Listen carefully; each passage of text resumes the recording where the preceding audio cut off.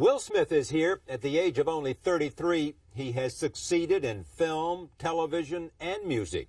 He is a four-time Grammy-winning musician. He was the star for 6 years of the hit NBC sitcom, The Fresh Prince of Bel-Air. And his movies have grossed more than $2 billion. His most recent film is Ali. His portrayal of the great boxer has earned Smith an Academy Award nomination for Best Actor. Here is a brief look at his career. Whoa there, partner. When in the war, may have got you 40 acres and a mule, but you can't just traipse into the president's office. Now give me that gun. What, that one? What about that one?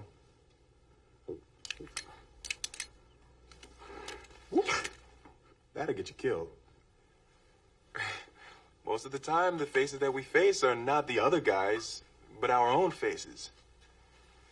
And it is the worst kind of yellowness, to be so scared of yourself that you put blindfolds on rather than deal with yourself.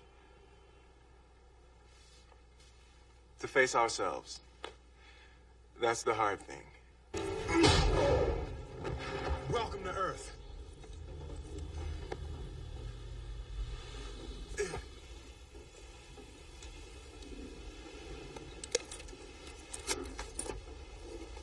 That's what I call a close encounter. Hey, You got something on your chest? I got something. That's what. You want something? Hello? I The want guy's something. got a cannon. What do you want? You want some? I want some. You want some bad enough, then you come get some. I'm going. Wait. Hey, freeze! You freeze, bitch. Oh, shit. Now back up, put the gun down, and give me a pack of tropical fruit bubblicious. Well, yeah, you know, because he never appreciated you anyway. In fact, you know what? You kicked him out. And now that he's gone, you're going to go in town, you go to Bloomingdale's, you find yourself some nice dresses, get yourself some shoes, you know, find somewhere, maybe you get a facial. And, hire a decorator to come in here quick, because, damn. I was shopping for some lingerie. That's still legal, isn't it? You buying that for your wife? No, I was picking something up for myself. I do a little cross-dressing on the weekends. You know, you'd be surprised how a nice pair of edible panties could make a guy feel sexy. That man's so ugly, when he sweat, the sweat run backwards off his forehead just to stay away from his face. Come on, you big ugly bear, I'll turn you into a rug. I am pleased to have Will Smith at this table for the first time. Welcome. Thank you very much. You're just in from South Africa. Yes, Yeah. it was in Nelson Mandela hosted the premiere of Ali in South Africa. Did I read that you might buy a house there? I mean, that you. Oh yeah, I loved loved it there. Looking around, we looked Cape Town and Durban and Johannesburg, but definitely want to spend a few months out of the year in South Africa. The amazing thing about Ali is that he is a true international Absolutely. figure. South Africa, Europe, Asia. The only American that's welcome in almost every country in the world. The most welcomed American for sure. You know, I mean, there's certain Islamic countries that very few Americans are now or will ever be welcome, and that Muhammad Ali can go to. You had reservations about doing this film. Oh God, yes.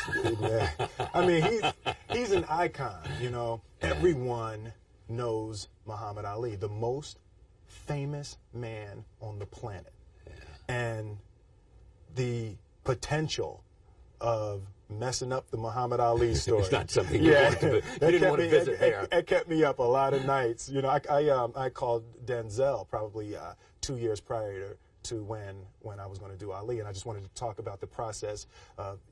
He played Malcolm X and the process and what to expect in dealing with it, and I said, so I told him I was considering Ali, and he said, just don't mess it up. I was like, oh man, dude. Hey pal, Don't mess it up. I mean, we're talking about an okay. icon here. We're talking about somebody. You know? And so, what happened to get you to do it? Was it Michael Mann? Was it Ali? Was it what? Well, I had Ali's family was completely involved for 7 years. They working on the script and all of that. And Michael Mann was the first person who illustrated what he called the curriculum for becoming Muhammad Ali. And I always knew that I could work hard enough. There wasn't an issue with discipline, or there wasn't an issue with the ability to sacrifice or the willingness to sacrifice. My issue was intellectual. I didn't see the road from the Fresh Prince of Bel-Air to Muhammad Ali. You know, I didn't see how that could be done. And Michael Mann was the first person who really illustrated what the road was. Yeah. And he broke it down into the physical, the mental and emotional, and spiritual. And he said the first step is the physical. And through the comprehension of Muhammad Ali's physical life, he said, we're going to eat what Muhammad Ali ate. We're going to run the distance that Muhammad Ali ran. We're going to train the way Muhammad Ali trained. We're going to spar the way Muhammad Ali sparred. And by we, he meant me. Yeah. Me, of course. And he said, you know. Mike will be in the car. Yeah, he'll be in the car eating. No, no, but he said through the comprehension of the physical, it will naturally take you into the mental and emotional space that a fighter lives in. And through the comprehension of the mental and emotional, I would understand the next phase, which would be the spiritual necessity for his strength and convictions. So how did you go about the physical transformation? The first day we got Angelo Dundee was involved with the training, and we had Angelo just lay out how Muhammad Ali trained. Yeah, but did you go first? You are not as large as he is, right? Right. You're not as right. big. You are like, what, 100 and... I started at probably 192 and he's or something like that. And his later fights, he got up to about 224. Yeah. But did you have to build up your own body a lot? Yes, we trained for a year of physical training. Yeah. Before you started filming before we started filming, before we ran one camera, we trained for a year. Now, were you making other movies at this time? Or no. You were just focused on the training for a year? For a year. We had 6 a.m. would be a 3-mile run, and then we'd go in at 11 into the boxing ring. We do technical boxing training, sparring, and then 5 p.m. we would go into the weight room and we do weightlifting. Somebody told me that when you began this, you were pressing 175 pounds. Yeah, I was finished, you were up to like 3 1/4. Yeah, I got up. I actually hit 355 one day at my max. So that 355-pound bench press. I'm not there right now, right? So what happened? That's my point. I'm coming. What happens after you have finished the film and you're no longer doing that regimen? Right. What happens? Well, surprisingly, your body drops weight. Oh, it does. That's the first thing. Your body immediately, whenever you put on weight, I bulked up probably a good solid 29 or 30 pounds. And the first day that we shot in Mozambique in the ring was about 90 degrees, and we started the fight scenes. I lost 11 pounds in one day. Yeah. And then after that point, my body just started losing the weight. Right. And I got down right now I'm probably here at about 206. Or something like that. And then you start the regimen of learning how to box. That's it's much more difficult than it looks on television. it's so much more difficult. What's challenging about it in terms of getting in the head of a boxer? Well, because 30 minutes of this performance is in the ring. Is in the ring, absolutely. I get the most difficult aspect is trying to fight like someone else, because we all have our natural instincts. You know, if a left hook is coming, some people want to duck, okay, and you naturally have a reaction. Ali does something like this. Ali leans back. Some people naturally want to put their glove up. That's my natural reaction is this, you know, going there. But you have to train yourself to react the way that Ali reacted. And how did you do that? So the first step was to just get in the ring. It's the throw the baby in the pool, let him learn how to swim. My instructor's name is Darryl Foster. He trained with Sugar Ray Leonard, and the first day we came in, he said this is a fight camp. He said nothing but fighters in this camp. All the actors can go home right now. So wait a minute. Okay, well, I guess I'll see y'all later then. I'm out of here. Okay, the actors is leaving. Okay, I'm going to go home.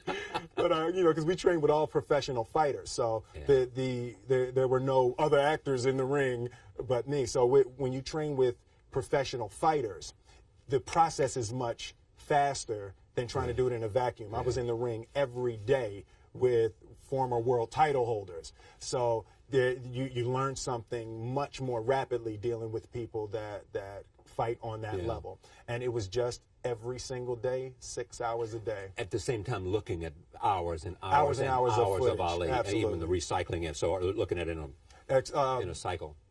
Leon Gast, who I read about this guy. directed When We Were Kings. Yeah. He gave us 17 hours of footage that wasn't in When We Were Kings. And we saw Ali sparring, we saw Ali running, we were able to create the interpretation of Ali that we created almost exclusively from that 17 hours of footage. Was Ali involved in this at all? Because I know he very much wanted you signed off. He said you were the only guy, among other things, pretty enough to do this. He said I was almost pretty enough. Almost pretty enough. That's right. But was he involved at all? He was completely involved. Every 2 weeks or so, he would come to the set. His family, his wife, and his children were completely involved in the process. And they signed off on the script. Signed off on the script and signed off on me very early. But it was, people have asked me, did I find it difficult playing Ali with Ali being there? And I've never done it the other way, when the person isn't around, so I'm not sure. But it seemed very helpful to be in a scene and something feels uncomfortable. Go over and say, hey champ, how was this? Does this seem realistic? Is this is what the line is? Do you comfortable with that, or was it more like this?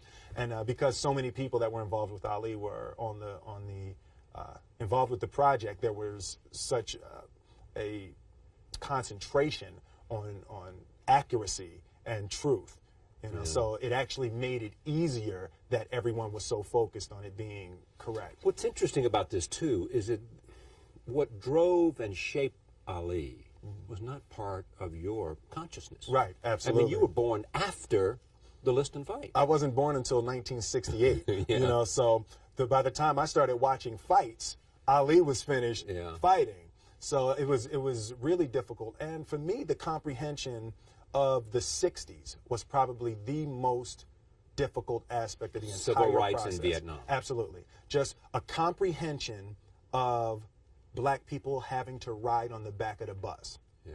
I'm a child of rap music. Puffy has his own bus. You know what I mean? So it's like I couldn't even relate to the concept. So how do you do it? How do you get inside the head of the time?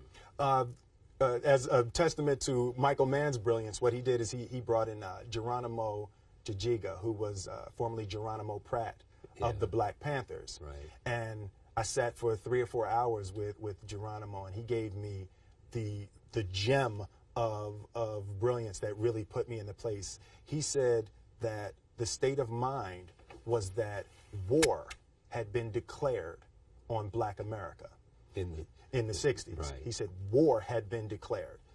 Fire hoses, dogs, domestic terrorism, the bombing of the church in Birmingham, Alabama. He said that was full-scale war. And he said that was our mindset. And that was a real epiphany for me. It exploded in my mind. I said, that's why Ali is not going to Vietnam.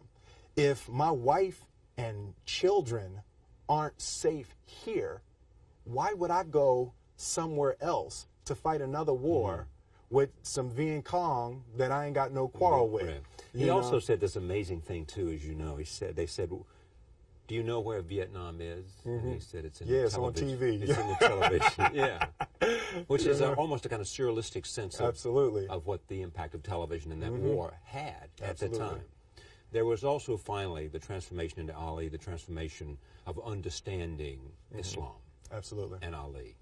You studied Islam, or what did you Absolutely. do? What we did, essentially, we reverse engineered Ali's transformation into Orthodox Islam, Sunni Islam, that he's currently a member. We started with his current Islamic beliefs, and then we reverse engineered into the Nation of Islam, and then back to his Southern Baptist upbringing. And there were lots of discoveries in that. The fact that he made a transformation from believing in God through a person to believing in God directly with a one-on-one relationship. As you grow up as a child, you believe in God through your mother or your grandmother or your father, and then eventually you grow into your own understanding. Well, he started not unlike me as a mama's boy, you know, and the belief was through his mother, and the difficulties in the relationship that he had with his father created the necessity for his relationship with Elijah Muhammad. Yeah. And believing in God through Elijah Muhammad to being disappointed and then to having to create his own individual relationship. Yeah. Someone even speculated, a psychiatrist, I guess it was perhaps, that understanding Ali, and the name, was understanding his relationship with his father, Absolutely. which made him vulnerable, or at least open, or at least seeking relationships with Elijah Muhammad, with Malcolm X, Absolutely. and with other people, sort of father figures. Absolutely. Yeah. The necessity to please. Yeah. You've now, in this process, if you didn't already, you've known Malcolm. No, you haven't known Malcolm. You've known Ali, and then you went and met Nelson Mandela. Nelson Mandela, you know. Do they share anything? Absolutely. The one thing that I truly tried to communicate in the interpretation of Ali is the complex simplicity of greatness. Yeah. And how greatness is not this wonderful, esoteric, elusive, God-like feature that only the special among us will ever taste. You know, it's something that truly exists in all of us. Sitting with Ali, sitting with Nelson Mandela, it's very simple. This is what I believe, and I'm willing to die for it. Yeah. Period. It's that simple. I know who I am, and I know what I believe. I know who I am, I know what I believe. That's all I need to know. And that's all I need to know. So from there, you do what you need to do. Yeah. You know, and I think what happens is we make the situation more complex. You know, the normal among us, make it more complex than it has to be. Because we're looking for complexity. There's got to be something complex to understand. It can't be that easy. No, it can't be that easy. Fundamental and that basic. God said, "Thou shalt not lie." Okay. Yeah. God didn't say, "Thou shalt not lie," except under these circumstances. Right. Absolutely. Unless your wife comes in and asks you what you think of this dress, and you already said something wrong earlier. No, it's very simple. Yeah. And if you believe, "Thou shalt not lie," you either believe it or you don't. There is this about Ali too: is this extraordinary self-confidence. How much of that was a fundamental belief that he had about himself, and how much of it was somehow a sense that I have to believe this or I will not prevail? I think that there's absolutely an element of, if I don't convince myself that, if I don't convince myself that I can beat Sonny Liston, I'm not going to be able to beat Sonny Liston. Yeah. You know, so there's absolutely, I think innately, and he intuitively knew that it starts right here. If I don't believe nothing, if I don't believe it, then nobody will. Nobody will believe it. And I think intuitively he knew that Sonny Liston had to believe it also. So there's absolutely an element of convincing the press, absolutely an element of convincing Sonny Liston, and certainly an element of trying to convince himself in the process. Is there any similarity between that idea and what you have become in terms of a phenomenal movie star? Some sense of confidence in self that began whenever. I think that you know, I said a few months ago, I said that I believe that if I chose to, I could be the president of the United States. And I think as I've had a chance to intellectualize why I said that. Yeah. And I think that there's a certain delusional quality that all successful people have to have. You have to believe that something different than what has happened for the last 50 million years of history. You have to believe that something different can happen. Yeah. It's almost a kind of innocence. Absolutely. In other words, if you knew how difficult it was, right, you would have never gone down that path. Absolutely. If somebody had said to Ali, no one can beat this guy. He's this much stronger, he's this much bigger, he's got that much bigger punch than you do, and he believed that, he would have said, never. You got to have an innocence that step. somehow. Absolutely. I think that that's a huge part of me, because, and I say to my friends all the time, and we laugh about it. I truly, honestly, as I sit here before you right now, as honestly as I can say it to you, I truly believe that I could be the president if I wanted to. And as bizarre as that may sound to people that have traveled the path before me, and to people who actually know how difficult it is, foolish Will Smith honestly believes it's sitting here. Well, what there is about that is a sense of the innocence about it, as well as a disarming honesty about it, if you say it that way. Now, here's what's interesting about you, is that there are people who have said that about you, too, who've been around you as a creative performer. Absolutely. Barry Sonnenfeld, I think it was, did you work with him, or he Yes. was involved in this somehow, said something like that if Will Smith decided he wanted to go into politics, I'd be there to help him by making commercials, whatever I could do within my own talent. Which raises the interesting question, is that something that at some point in your life you might think about, politics? Well, I absolutely feel that there are certain gifts and certain talents that God has blessed me with, that it would be spiritually criminal to only use to make money.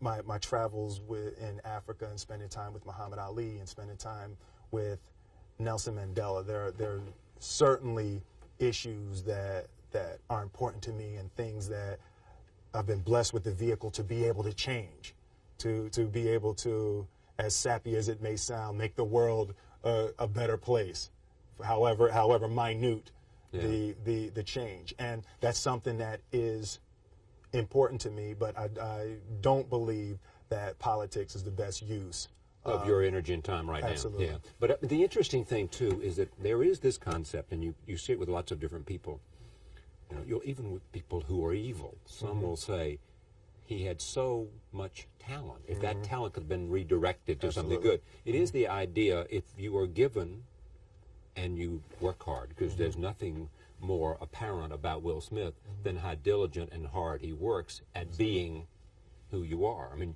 you appreciate the notion, it looks like to me from what I know about you, of understanding that you have to be prepared in order to maximize the possibilities of gifts, right? Absolutely. And I believe, and I learned very young. From parents? From my parents, absolutely. That you don't try to build a wall. You don't set out to build a wall. You don't say, I'm going to build the biggest, baddest, greatest wall that's ever been built.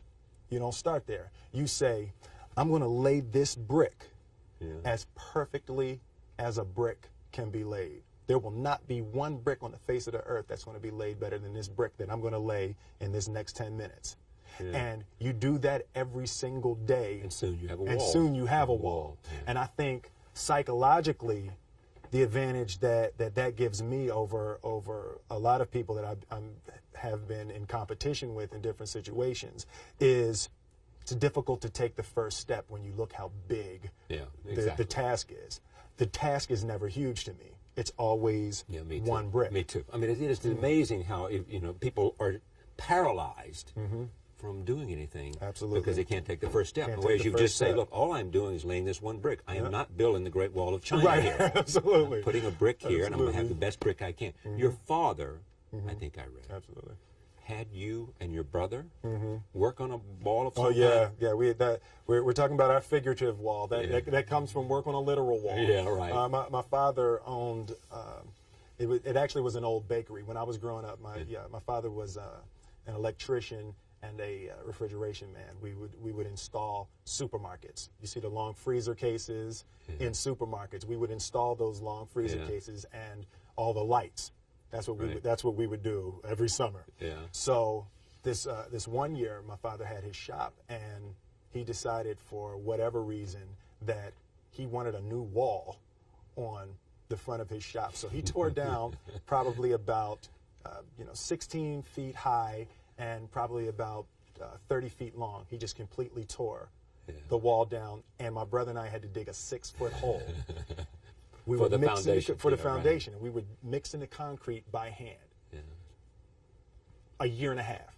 We were building this wall for a year and a half. Every day after school, we were coming, mixing concrete, putting it in the hole, doing it. And it was just myself and my little brother. And I remember standing back, looking at that wall, saying, there's going to be a hole here forever.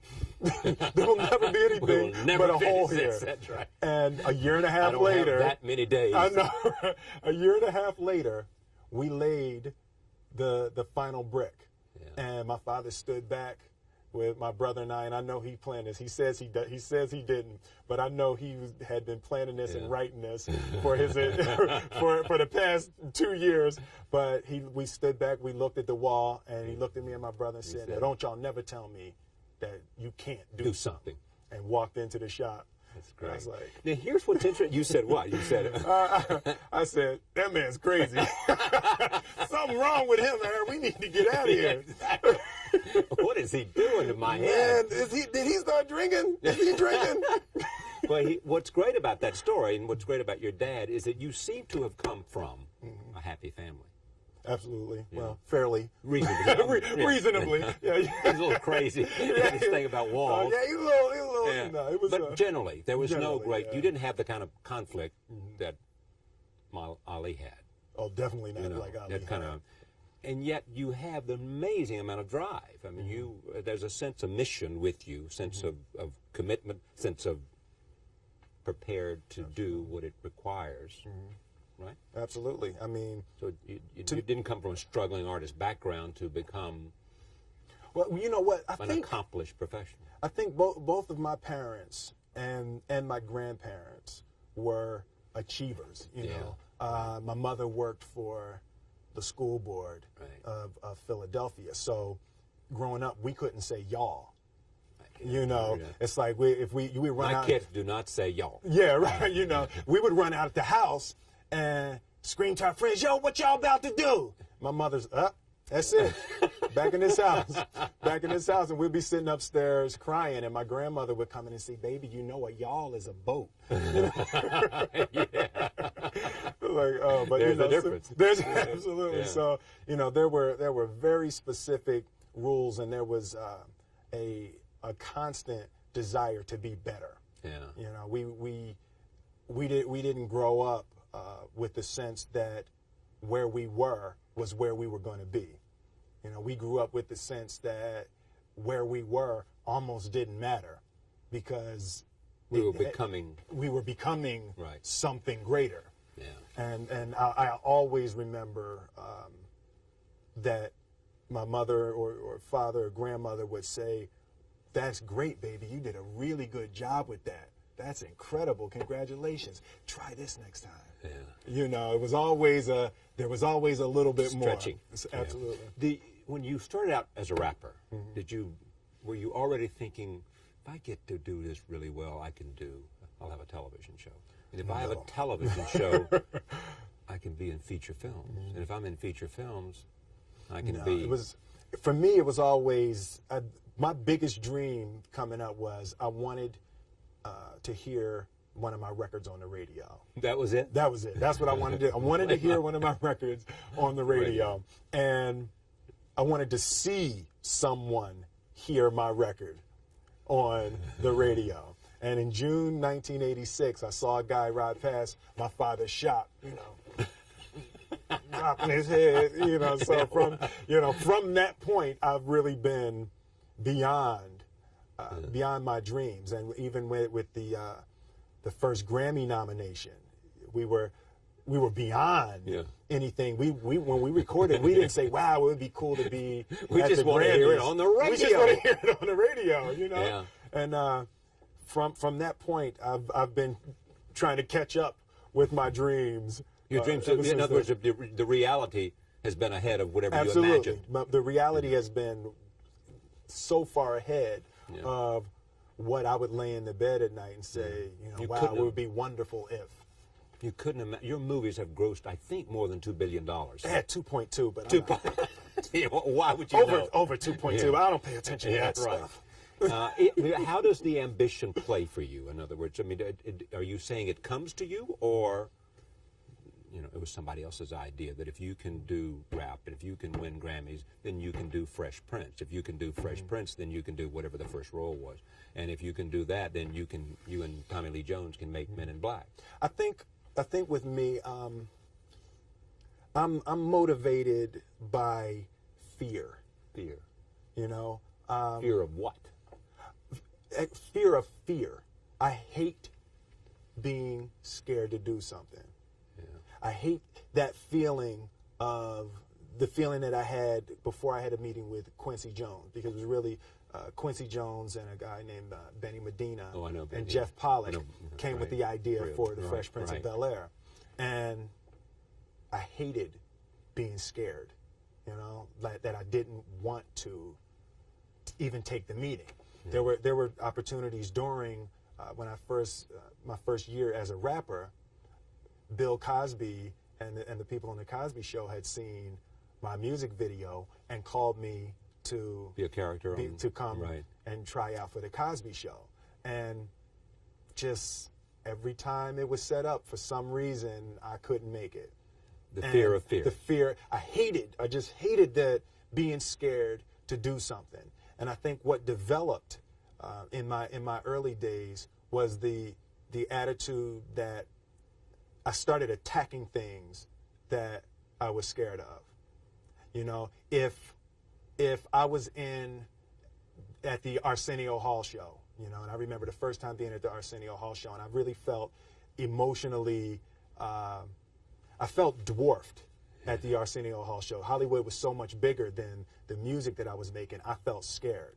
And so I walked right up to Arsenio. Well, what's up, man? What's going on, man? My name is Will Smith. I'm going to be a big dog out here in a minute. You don't know me yet, but I'm going to be big. Yeah.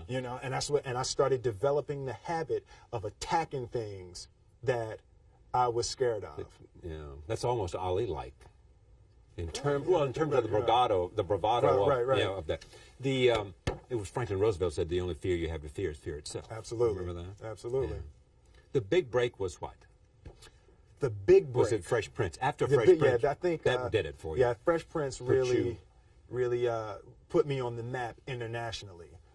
The Fresh Prince of Bel-Air is. We were just in South Africa and Mozambique. It's still and playing Australia. over there? It plays insanely everywhere in the world. We're in the power of television. The power of television. Yeah. We're in a village in Mozambique called Mavalani.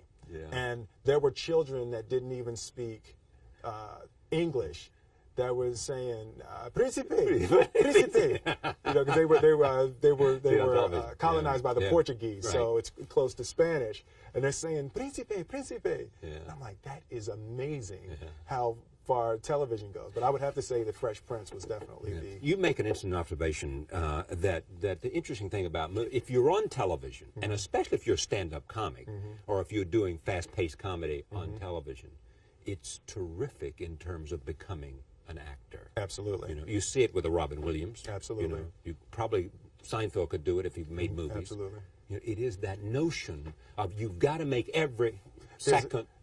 Every second has to be perfect, has to be funny. Has to have a payoff. And you have about 4 seconds to figure out what it's going to be. I refer to television as the gym. Yeah. Television is really the workout for the film world. It's where you develop the muscle. It's where you develop the muscle. Right. And Martin and I, the fact that we had television experience was the only reason that Bad Boys was able to be successful, because we were writing it every single day on the set, but we were trained. Yeah. We were trained to create quickly, to move, and to shoot. And when you get into the film world, all of a sudden you have time. They say, well, no, slow down. Let's do another take. Yeah. Oh, well, let's try. Oh, that was good. Let's try it another way. We were like, wait a minute. This is a luxury. Well, no, wait a minute. We get to do it twice? And that's the only scene we're going to do today. And that's the only scene we're going to do. So wait a minute. We can do it all day long. Yeah. We'll get it right. We're out of here. And it's such a different world, and the pace of the film world is so much different than the pace of the television world. And what I also noticed in studying the transition, I looked at Robin Williams, Tom Hanks, Eddie Murphy, Jim Carrey. I studied a lot of the people that actually made the transition. And the difference with television is when people are watching a small screen, everything has to be big, you know, in order to sell it. You know, when you sell, you got to come out of the screen. You got to come out of the screen because the screen is so small, and people watching such a small screen, you have to be sad like this. You know what I mean? Because you got to sell that you're sad. Whereas, sell sad. You know, whereas in the film world, the screen is so huge and the camera gets so much into your face that everything can be much more subtle. People will see every little twinge of your eye or every little purse of your lip, and everything is so, the camera is so much closer and the screen is so much bigger. Smaller moves translate funnier or more emotional. And that was the big thing that I concentrated on in making the initial move into the film world, just taking everything down, you know, 100 degrees. Now, have you learned mainly from the directors you've worked with, or have you taken thousands of hours of lessons? Well, I don't have any really formal theatrical training. I think I have a natural desire to study people. You know, when someone says something, I like to do what's called the comedy math. What made that funny? Why was that funny?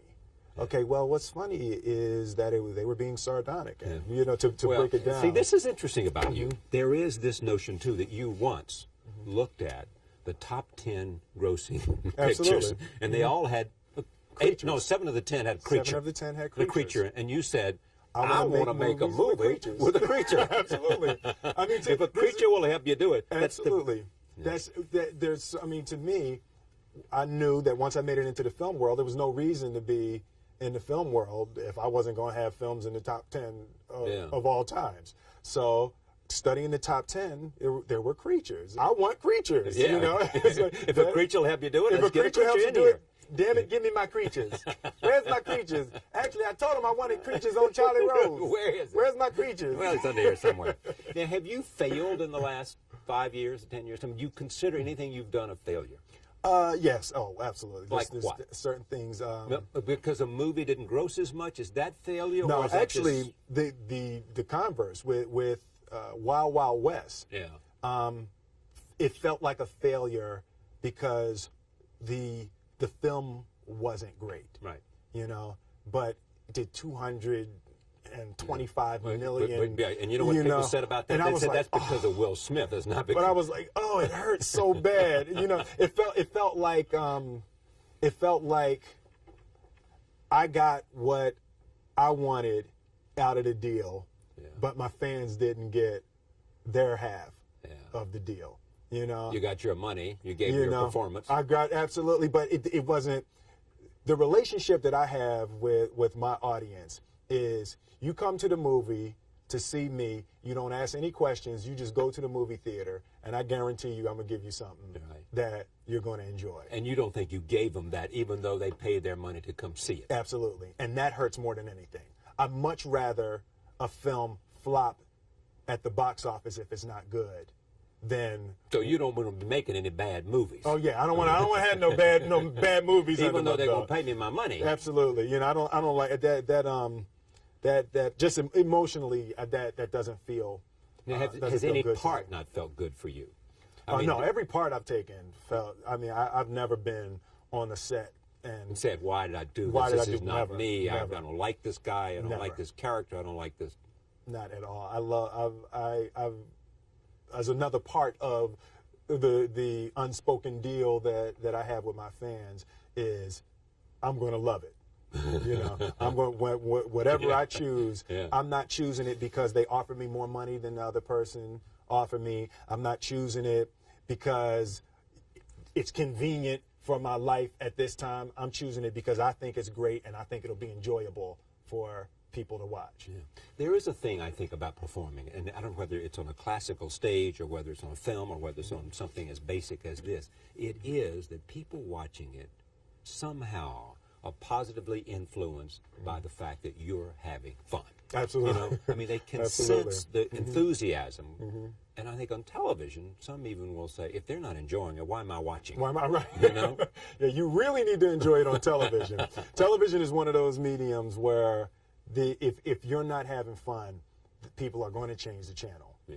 You know, there's a little more leeway in the film world, and there's a little more leeway in the world of music for alternate emotions.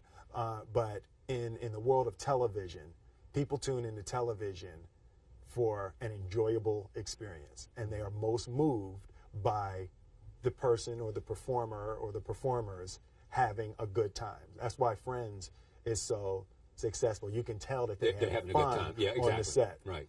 And it is successful. Absolutely. You look at that new contract those boys and girls just signed. Yeah. You know. You and Denzel, both nominated this year.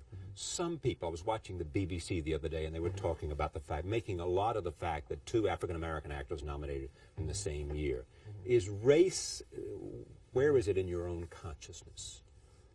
Where is it in my consciousness? I mean, I think it's a reality of American life. Right. I think that Hollywood is no different than anywhere else in the country. There's certain aspects that are noticeable. Right. You know? But when they see Will Smith, do they see Will Smith African American, black man, or do they see Will Smith green man? The one of the great aspects of Hollywood is that you can go from being black or Asian or Latin to green. You know, it's one of the few places that you can turn. Exactly. You can go ahead and turn green. Yeah, right. And if they think because of skin color you won't be green, then that's where the discrimination kicks in. Absolutely.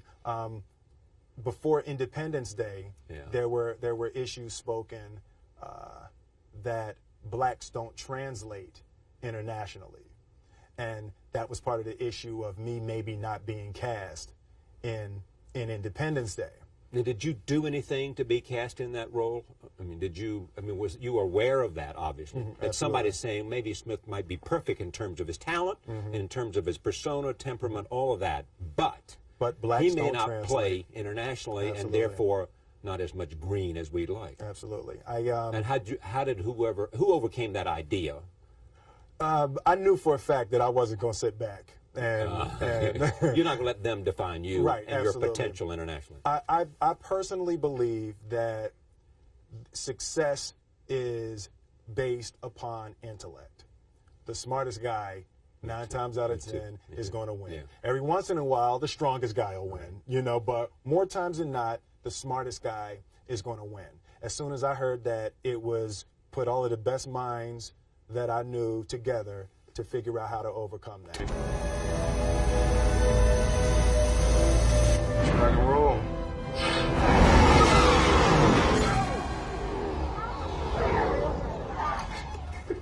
Oops. Oops. What's that mean? What do you mean? No, I got it. Some jerk didn't put. I know what I got it, though. This mean is when I fine. say oops. What do you mean saying oops there? Well, you say we try that one again, huh? You went out and hired or got together a group of people smart about marketing, people Actually, smart I got about understanding. a few marketing people together. I got international box office grosses of films starring black actors. And at this point in my career, that's another reason why I travel so much with my films. Yeah. Because I feel that if Will Smith can be successful in Thailand with a film, then, well, maybe someone else of African descent can be successful in Thailand or France or any other place. You know what's around the world. amazing, too? I mean, you know this much better than I do, but it is the phenomenon of the worldwide market. I mean, when you look at what some of those Asian actors do before they get cast in an American audience, Absolutely. they're reaching billions of people. Absolutely. It's stunning what the market possibilities are once you get heavy. Now, did you lead that effort yourself, or did you say to your agent or whoever is sort of in charge of Will Smith Inc., or is Will Smith the guy who's in charge of Will Smith Inc.? I have my I don't partner, mean in corporate structure. Right, I mean, right, no. who's running this? Who's the guiding? Creatively, I'm pretty much totally in control of at least the last decision of what we do or don't do. But my partner is James Lassiter. We went to high school together, and he started out carrying records for for Jazzy Jeff and myself. So he's been with you a while. So there's loyalty, trust, absolutely, confidence. And he's a genius, so that doesn't hurt. So he's a smart guy. Yeah, that doesn't hurt nothing. Does he remind you of that? Oh no, he makes it clear.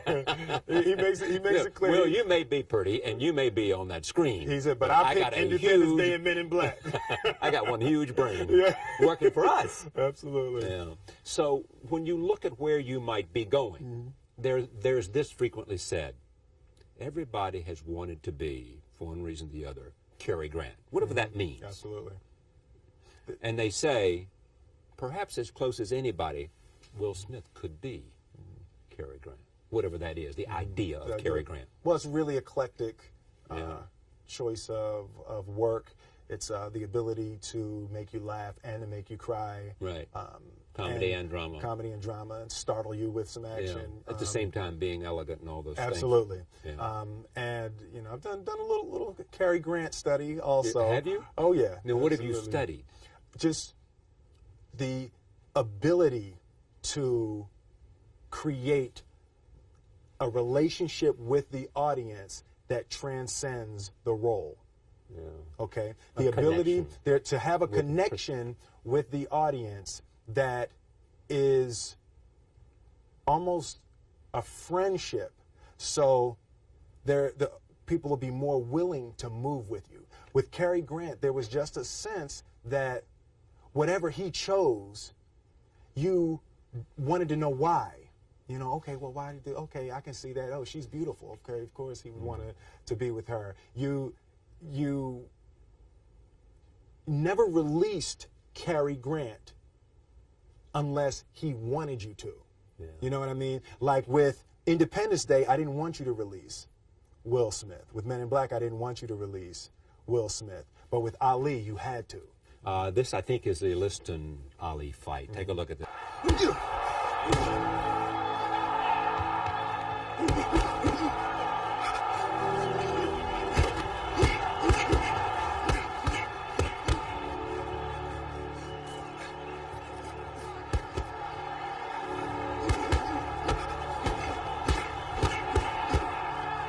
Does Denzel's career teach you something?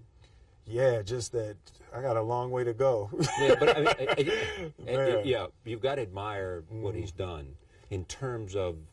Well, he must have talked to you about Malcolm. Yeah, absolutely. What he said, what he told you. He said, you better get it right, brother. Absolutely. But Denzel is just. Other than awesome. Just, what Denzel, when I watch Denzel, I said this to someone a couple of weeks ago, is I'm not the best at anything. You know what I mean? Eddie Murphy is funnier than I'll ever be. Denzel is more powerful than I'll ever be. I think that my strength is I can do everything well. I can do a little bit of everything, and that's what I concentrate on to be my strength. I'll never be able to compete with Denzel on that pure level. Actor as a pure, it's like power. It's just, I feel that I'd have to completely dedicate my life to that to even come near being able to compete on that level. There's moments that I watch with Denzel, and I look at it, and it almost makes me mad. I'm like, how does he know that? How did like the choice in Hurricane with the phone? When he put the phone on the glass in Hurricane, but he chose not to audibilize. Yeah. I was like, so you're watching it. It's just where did that come from? Yeah. Just and it came from him, not from someone else. Absolutely. Yeah. It's just, he was just his there. own genius that made him understand absolutely. that. Yeah. You once said also that Robin Williams is a career. Mm-hmm. Absolutely. That's worth paying attention to. Just the eclectic nature of from comedy to drama. Of his choices. Mork from Ork. you know, to awakenings. Yeah. And I mean that's range, and that's where I want to be in that type of career. Same, you know, with Tom Hanks, Joe and the Volcano, Yeah. you know, to Philadelphia, and that's just pure range. Having finished this film, tell me how it changed you. What did you come out with? The experience beyond giving a performance of your life, and the experience of diving into the life of a living human being, Right. but coming away with some sense of this was a very special man, and Absolutely. I have to rise to the occasion and not disappoint Right. not only him and his family, but billions of people who care about him because of what he was. Absolutely. I think having the opportunity to study greatness, Yeah. you know, an exhaustive study. Yeah, you were doing that. Oh yeah, You were taking those punches. Oh yeah, no, there's a. Anytime you have that opportunity, there's certain intricacies that will make clear who you are. It becomes that much more clear who you are in comparison to the individual that you're playing. For me, it made it very clear who I am. I've been to my physical and emotional and spiritual and financial ends with this film. The definition of who I am is very clear to me, and it also redefines who I want to be, in that I know for a fact that I'm stronger than I thought I was.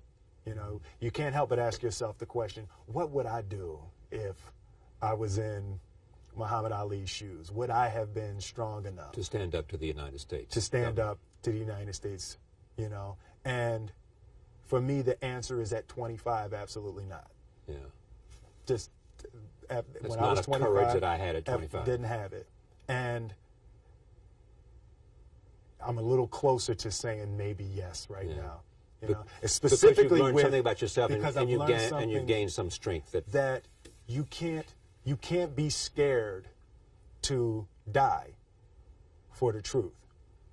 The truth is the only thing that's ever going to be constant. And you can't fear what might happen to you if you were to tell the truth. Because what happens to you if you don't tell the truth is worse than telling the truth will ever be. And that's what became clear to me in making this film, and that redefinition of who I am and who I want to be. Thank you for coming. Thank you very much for having me. Will Smith, star of Ali, Academy Award nominee for Best Actor. Thank you for joining us. See you next time. You will stay away from my crew. I will finish my picture. This is hardly your picture any longer. Willem Dafoe has played some of the most diverse roles of any actor of our time. In Martin Scorsese's Last Temptation of Christ, he was Jesus Christ. In The English Patient, he was a mercenary outlaw. And in Platoon, he played a sergeant, for which he was nominated for an Academy Award. In his latest film, Shadow of the Vampire, he has taken on yet another new role as a vampire. It may be his most unusual role yet, and he's already received numerous honors, including a Golden Globe nomination for Best Supporting Actor. And here is a clip from In this scene, the Count is reading the papers you brought him, and you are about to make a considerable amount of money. No makeup! Keine Schminke. Forgive me, Herr Doktor. Albin, clear the set. Mach das Bild frei. Elke. I'm pleased to have Willem Dafoe back on this program. Welcome back. Thanks. This is the first time you and Malkovich have worked together? Yes, it is. It is. About time, huh? Yeah, I've always admired him, and yeah, it was a good time. Is there something, I mean, when you look at him and think about his work, do you feel some sense of kinship in terms of the way you approach this? Well, I do, only that there's certain similarities in our background. We're about the same age. He comes from the Midwest. I come from the Midwest. He's got a long history with the theater company that he created. He continues to work in the theater. Yeah. Also, his relationship to Hollywood is, as the world goes, similar to mine. I mean, he mixes Hollywood movies up with independent and European films. How did this come about for you? Nick Cage, who was the Production producer. company. Right, it's his production company, Saturn Films. Just called me up. I knew him from Wild at Heart, and he said, look, I've got this project I'm really excited about, and I think you'd be great to play Shrek. Yeah. And then he described it was, it was a fictional telling of the making of Nosferatu. I, of course, knew the film, and it was exciting. Instantly, you knew you'd want to do it. Well, it was. Of course, I said, let me read the script and who's directing and who's involved, all that sort of thing. But what's interesting is usually I like to start from a place of not knowing where I'm going to start. But here was a case where I really knew what my process was going to be. Because as soon as I knew we were going to be cross-cutting with the original, I knew that I would start from a place of imitation. Yeah. And I also knew that I'd have to look like Shrek, so I had an idea of what I was going to look like. It was quite extreme. Yeah. I had lots of information, and I was excited to do that. Excited to work with a very extreme style of acting. When you see something like at the beginning, you're getting lots of talk about awards and all that kind of stuff, and you've already won some. Do you recognize that in a script that this offers the possibility, not so much award, but to perform with real distinction? I hope that happens every time, Charlie. Do you see the potential every time? Yes, absolutely. Yeah. I do. I do. I really do. Because it does depend on script. It does depend on. Well, the great thing is the bad thing about movies, and it's a convergence of all these different things. They're so collaborative that you really don't know. But I mean, you always hope for the best, and I only get involved in. I'm not a good enough actor to not get involved in something that genuinely interests me. Yeah. And so, you don't think of awards so much when you're choosing a project, but you just are clear about what your reasons are for doing it. Because I find that if I'm clear about what my intentions are, then I can live with the result, because I can't control the result. Yeah. But the reason I ask is I've had good actors say, I don't see that many great roles. They see a lot of roles, but they would say, look, to have a great role, I think, people like George C. Scott said, something like Patton as a film doesn't come around every year. Well, he's probably right. I mean, there are opportunities that are showier than others. There are opportunities that challenge you in different ways. But the process and what the job is has to be redefined each time. So it's all. So I listen to myself, and I'm sounding a little too idealistic. But to be honest with you, each time. You don't know what it's going to be, so it's always an adventure. And so I'm not standing outside of myself saying, oh, this is a special role, or this I can really run with this one. Right. You do know how you're going to function in the film. For example, I knew this was going to be a very showy role. Yeah. I also knew I was going to be performing with John, and I thought the combination would be very nice. I knew I was comfortable with the period, and I could step out with this other than naturalistic acting style. Yeah. When I think about you, and I think about John, and I even think about, say, your friend Chris Walken, if I was a director, I would think of how can I put these three guys, for example, in a film. And so I'm surprised. Well, exactly, but or a producer. But I'm surprised that you haven't worked together before. That somehow has never happened in one way or the other. Well, I think, I am too. I've worked with Chris once, I've worked with John once. Yeah.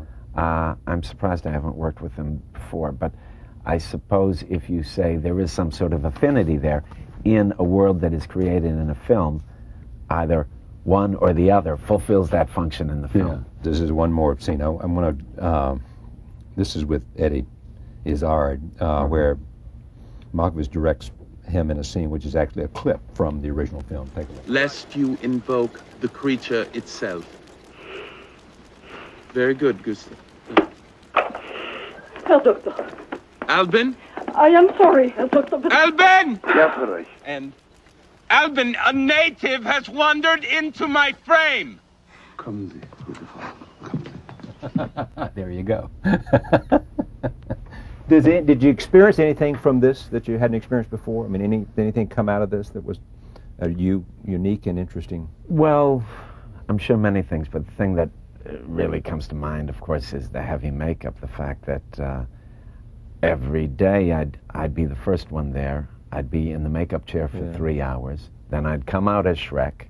Right. I'd do my work, and at the end of the day, everybody would leave, and by the time I got all the makeup off, I went home. So everybody saw me basically in that makeup all the time. So it was a little bit, the shooting was, reflecting back on the rules of the game in the story. Anything come out of this experience with Malkovich that you two would say, we got to do this again? Yeah, it was a good experience. I mean, I'd work with him in a second. Yeah, besides, he's a lot of fun to be around. He's a very charming guy, good storyteller. Yeah. I mean, that's one of the things that Sean Penn and I had a conversation recently in which he was talking about that very thing, and the thing he liked about casting in the movie he's directing called The Pledge. Right. Nicholson. He said, the one thing I enjoy I liked a company of actors, certain actors, and just the sheer joy of being around people because you come together in an environment and you live rather intimately for 3 months or longer. Right. And you want to be around people you enjoy that are fun to be around. That makes true. the life much better. That's true. The Worcester Playhouse, what's happening? Yeah. Worcester Group, we're working on Phaedra, Racine's Phaedra, Paul Schmidt translation. And I'm going off to do a movie, and they're working on it now. In fact, I just came from rehearsal, and when I come back, we'll do some showing of it in the spring. It's the love of your life, isn't it? That's what I do. Yeah. And, I've been doing it for a long time. And talk about getting good people around you. These are people that I really admire, and they're always challenging me, and they always make me laugh. And it's the company that I love to keep. And it's been a very fruitful company to keep because we've made lots of things that I'm very proud of through the years. Your wife is involved with you in that? Right. Are you involved with her in that? Exactly. She was there first. She hired me. It's great to have a place that if you're an actor, you can come home to. I mean, it gives you a sounding and a base and a place, There's right. always work to be done and come back. You can go off, Willem can go off and make his movies, but he can come back knowing that there's an ongoing It's true. I mean, theatrical experience to come to. Right, and they've been great about letting me come and go. It's frustrating sometimes because I want to be there all the time. I miss some of the process, so I take myself out of the process. I feel like there are glitches there. But yeah, it's nice to return, and it's nice to go between the two worlds because the two worlds value different things. So you're always forced to ask yourself why you do what you do, what's attractive in it for you. It keeps you on yourself. It's impossible to get bored. Yeah. I have a feeling, I don't know whether, I think Marty believes this, and you will know, and I wonder whether you believe it, that the last temptation of Christ will get more appreciated as years go by. I mean, there was some controversy about it when it came out, so therefore it got sort of bounced around and beat up a little bit. But that he thinks so much of it, and I suspect you might too. For me, it was a very special movie, very good experience, and I like the movie very much. It's gratifying now to see that it is being screened now. Yeah. It does show on TV, for example, and people are starting to see it again. So that's great. So when it came out, it was embraced, but the distribution was so limited because of the controversy. So it broke my heart now to see it be seen again without that cloud of controversy around it. People can see it in a more direct, clear way, and hopefully they can enjoy it. Do you, I know you don't do this, but I'll ask the question anyway, do you put it up at the top of performances? I don't. I don't. I Never can't. do. I can't. You know, one thing leads to the next, and you know, if you have favorites, then you protect them, and you start to protect certain tendencies. I don't know. I really try to avoid to judge what I do. You know, the lessons are learned as you're doing them, and I think they go into your unconscious, and they become habits, and they become technique, and they eventually do find their way out to the surface, but I don't think you have to consciously make those kind of decisions about this is good, this is bad. The Shadow of Vampires is being shown in theaters now across America. John Malkovich, Willem Dafoe, and others. Thank you for joining us. Thank you. And thank you for joining us. We'll see you next time.